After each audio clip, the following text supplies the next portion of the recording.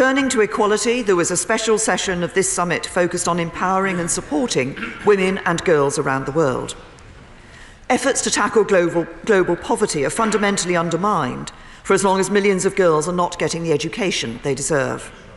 So at this summit, the United Kingdom announced £187 million of new funding to support over 400,000 girls in developing countries in getting 12 years of quality education.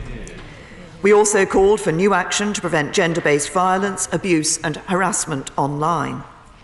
Women and girls must be able to use the internet without fear of being subjected to online rape threats, harassment, cyber-stalking, blackmail and more. Following the UK's call for action last year, tech companies have made real advances in tackling online terrorist propaganda.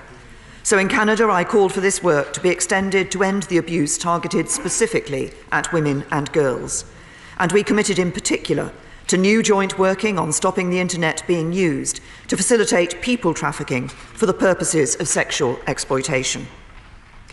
Finally, on World Oceans Day, the UK sought to build on the international agreements we reached at the Commonwealth Summit in April by calling for a global effort to protect our oceans from avoidable plastic waste.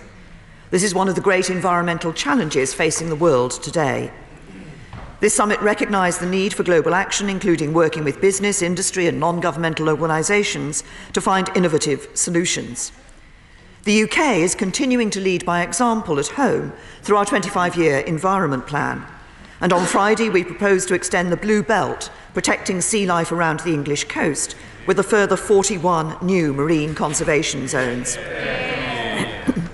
Mr. Speaker, this was a difficult summit with, at times, some very candid discussions. But the conclusion I draw is that it is only through continued dialogue that we can find ways to work together to resolve the challenges we face.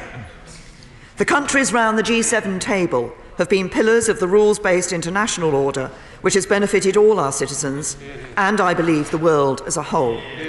The United Kingdom, with our allies and partners, will continue to play our part in promoting that order to the benefit of all, and I commend this statement to the House.